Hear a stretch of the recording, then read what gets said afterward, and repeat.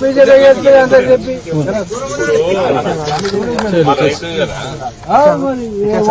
ముంగడికి వచ్చినాడు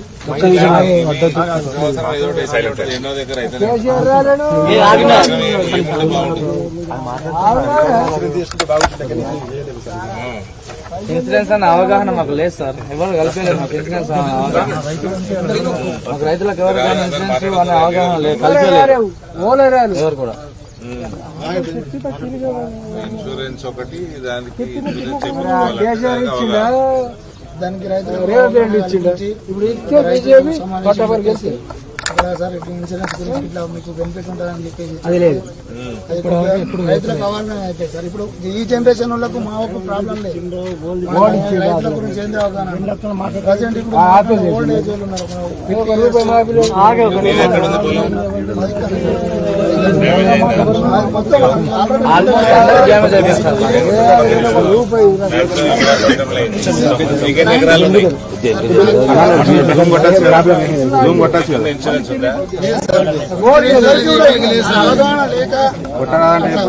ఏదో Gulf country study చేసిన వాళ్ళు కూడా గల్ఫ్ కంట్రీ విషయాలను బట్టి ఇక్కడ మా నాన్నల ఆలీలు ఉండి వ్యవసాయం ఎలా ఇస్తారు. మా ఊర్లో కొత్త కేశాపూర్ గ్రామంలో 50% కంటే ఎక్కువ సార్ నీకు గల్ఫ్ కంట్రీ వెళ్ళిన వాళ్ళు దొరుకుతారు వేరేళ్ళు.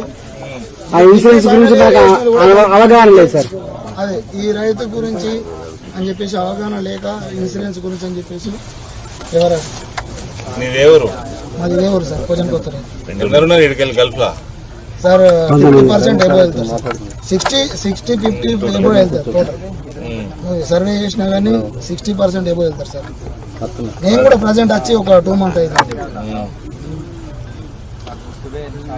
అక్కడ కూడా పరిస్థితులు అనుకూలించక కూడా మస్తు మంది లాస్ అయిన వాళ్ళు ఉన్నారు. ఏదో పరిస్థితుల్లో పునర్వసన గ్రామం కాబట్టి మాకు ఇదివరకు కూడా డబ్బులు రాలేవు. కోతల గ్రామానికి ఇదివరకు కూడా పునర్వసన గ్రామం కాబట్టి కొత్త ప్రభుత్వం వచ్చి సంవత్సరంన్నర అయింది. ఏమన్నా బెనిఫిట్ ఏమన్నా చేంజ్ ఉందా పాత దానికి దీనికి? ఏం లేదు సార్, ఏం లేదు సార్. ఇది ఏం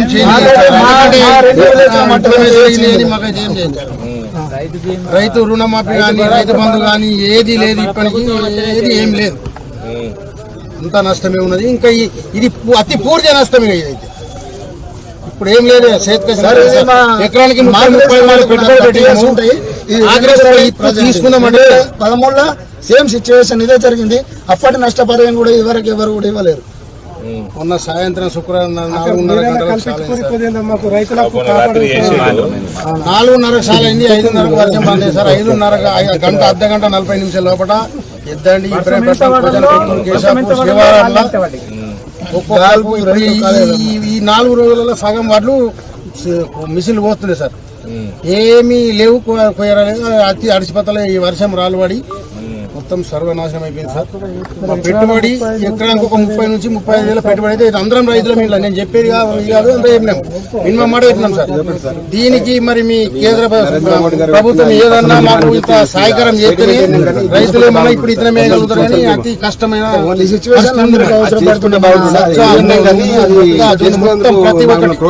ఏమి లేదు సార్. అదొకటి వేసుకుంటే బాగుంటుంది. ఈ పంట నష్టంకు ఎవరైతే తీసుకుంటుందో ఆర్టీఓ గానీ ఇప్పుడు మాకు ఏఈఓలు గానీ ఏ రైతులు కూడా ఇబ్బంది పడకుండా పేపర్స్ తీసుకోవాలి సార్. కొంతమంది ఉన్నారు కదా సార్, మన ఆర్టీఓ కానీ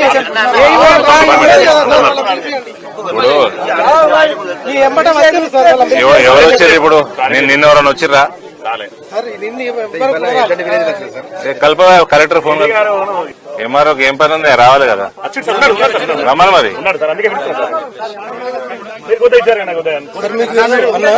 మనకు ఇబ్రాహీంపట్నం మండలం 0% కలెక్టర్ గారు ఎక్కడ ఉన్నారు? ఆఫీస్ ఉన్నాడా? ఇప్పుడు మీ ప్లాన్ ఏంది? మీ ప్రణాళిక ఏంది? మీ ప్రిలిమినరీ రిపోర్ట్ ఏంది? మీ ఫ్యూచర్ ఆఫ్ యాక్షన్ ఏంది? ఫార్మర్ వైజ్ ఎన్యూమరేషన్ చేస్తున్నాం సార్. ఫార్మర్ వైజ్ ఎన్యూమరేషన్ చేసి రిపోర్ట్ చేస్తాం. ఎంత ఉంది ఇబ్రాహీంపట్నం మండలం? ఎంత అయింది? ఇబ్రాహీంపట్నంలో 12,000 ఎకరం ప్యాడీ ఉంది సార్.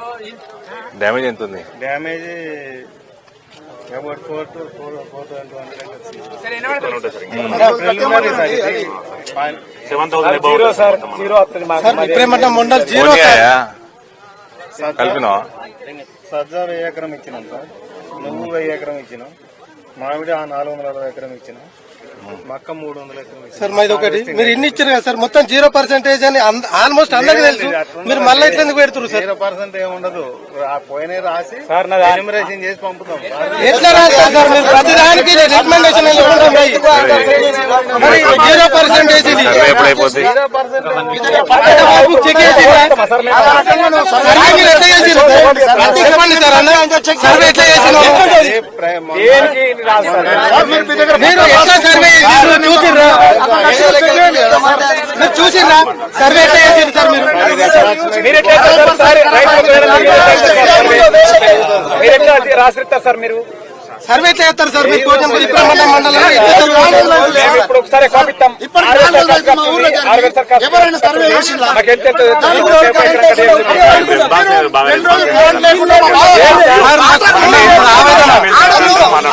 ఆవేదన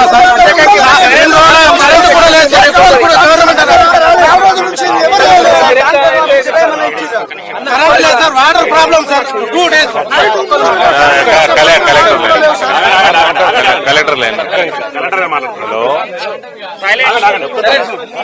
మార్నింగ్ ఇక్కడ ఈ 2 days బ్యాక్ ఏదైతే అన్టైమ్లీ రెయిన్ ఉండేనో, there lot of chaos and there is a lot of unrest in farmer community, especially in Ibrahimpatnam mandal. Apparently మీ సర్వేలు సరిగా కాలేదు. కొద్దిగా సర్వేస్ ఇన్డెప్త్ సర్వే చేయండి, చేసి కొద్దిగా దీన్ని ప్రయారిటీ మీద స్టేట్ గవర్నమెంట్ కి తొందరగా రిపోర్ట్ పంపించండి. కొద్దిగా ప్రయారిటీ మీద తీసుకోండి.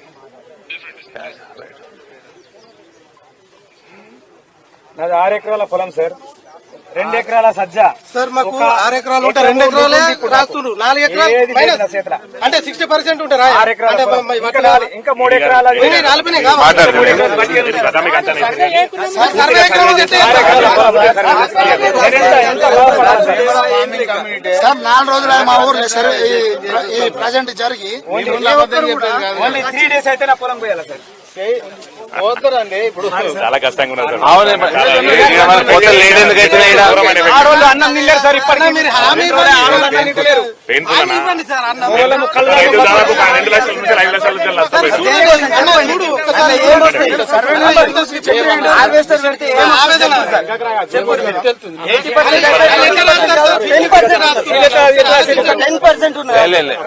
మాట్లాడి 10% ఉన్నది. రైతులు తెచ్చుకొని ఈసారి రేట్లు వస్తారు.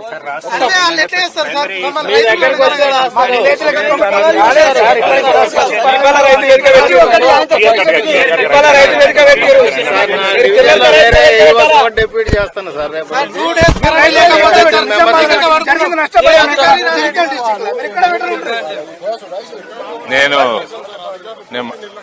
నేను మినిస్టర్ కి మాట్లాడతా, సీఎం కి రాస్తా, మినిస్టర్ కి రాస్తా.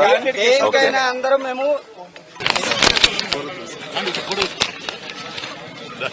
అకాల వర్షాలకు ఏదైతే పంట నష్టం జరిగిందో అది జగిత్యాల జిల్లా బాగా ఎఫెక్ట్ అయింది. అందులో ప్రముఖంగా కొరుట్ల నియోజకవర్గం బాగా ఎఫెక్ట్ అయింది. మాకు మా మండల ప్రెసిడెంట్ ఫోన్ చేసి చెప్పంగానే, మొన్న వర్షం ఆగగానే ఫోన్ చేసి చెప్పిండు. తర్వాత కలెక్టరేట్ వాళ్ళందరితో మాట్లాడతాం.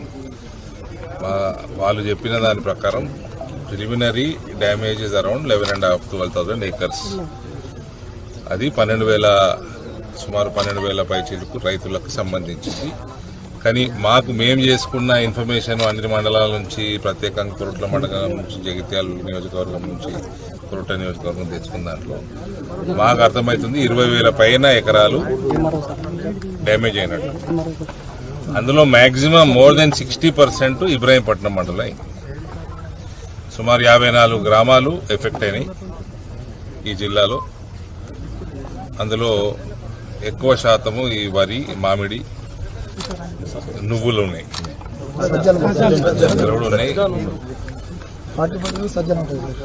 సో దీని మీద ప్రభుత్వం తక్షణమే స్పందించాలి. ఇది ప్రతిసారి జరిగే ప్రకృతి వైపరీత్యాలను చెప్పిరావు. ఒకటి, యావత్ భారతదేశంలో మనకున్న 140 కోట్ల జనాభాలో ఇంత పెద్ద దేశంలో ప్రతి రాష్ట్రంలో వ్యవసాయం, భారతదేశం మొత్తం మన వెన్నుముకనే వ్యవసాయం. సో దీనికి ఒక ముందు చూపుతోటి ఇటువంటి అఘాయిత్యాలు అవుతాయి అన్న ముందు చూపుతోటి ఫసల్ బీమా పథకాన్ని కేంద్రం ప్రవేశపెట్టింది. ఫసల్ బీమా పథకం ప్రవేశపెట్టి దాన్ని రాష్ట్రాలు సద్వినియోగం చేసుకోవాలి, వాళ్ళ వాటా వాళ్ళు కట్టుకోవాలి. ఇది 2014 నుంచి 24 దాకా దొరల ప్రభుత్వం దీన్ని సద్వినియోగం చేసుకుంటారు. వీళ్ళేమన్నా నష్టపరిహారం ఇస్తారా అంటే ఇయ్యరు. ఈ ప్రభుత్వం వచ్చినాక కూడా, కాంగ్రెస్ ప్రభుత్వం వచ్చినాక కూడా సంవత్సరంన్నర నుంచి ఒక సిస్టమ్ డెవలప్ చేస్తలేదు. ఏ గాలికైతే కేసీఆర్ నడిపిండో అదే గాలికి ఇంకా అధ్వానంగానే కాంగ్రెస్ ప్రభుత్వం నడుపుతాం. భారతీయ జనతా పార్టీ ప్రభుత్వాలు ఎక్కడున్నా కూడా సిస్టమ్ డెవలప్ చేస్తాయి. ప్రభుత్వాల దగ్గర కూడా మా రేవంత్ నేషనల్ మీడియాలో కూడా మాట్లాడుకుంటా మన ముఖ్యమంత్రి నా దగ్గర పైసలు లేవని చెప్తున్నాడు. నేను 4 లక్షల కోట్ల అప్పులు ఉన్నాయి అనుకున్నా, కానీ 8 లక్షల కోట్ల అప్పులు ఉన్నాయి. నేను కుర్చీలో కూర్చున్నాక తెలిసింది.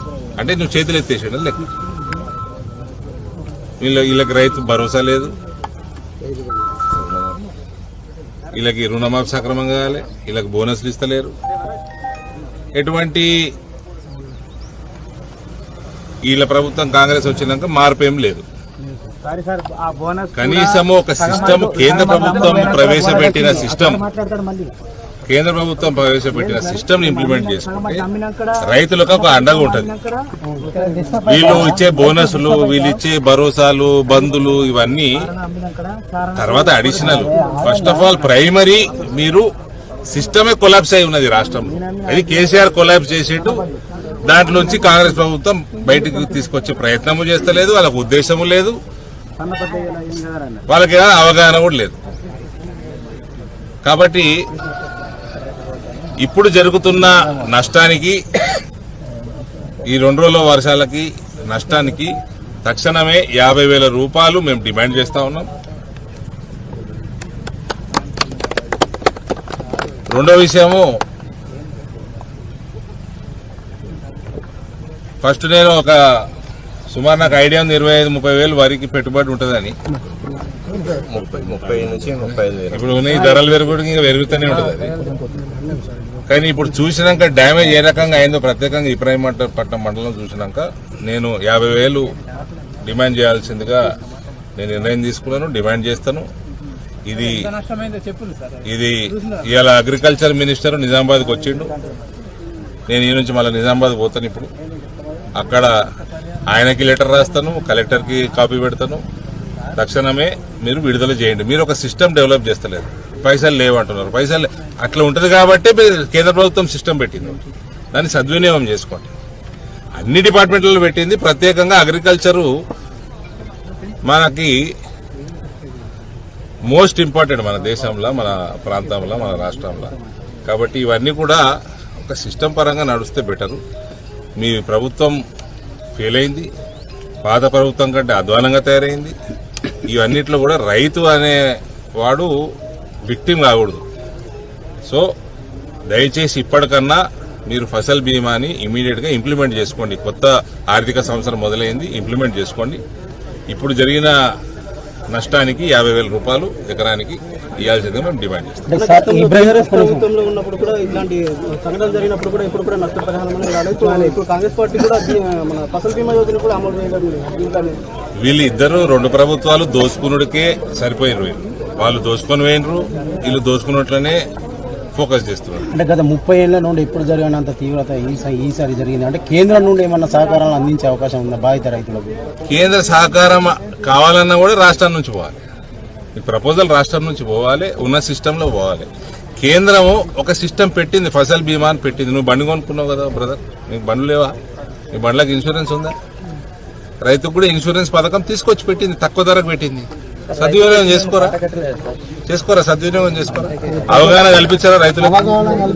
అవగాహన కల్పించాలా, సద్వినియోగం చేసుకోవాలా, ఇన్సూరెన్స్ కంపల్సరీ చేయాలా.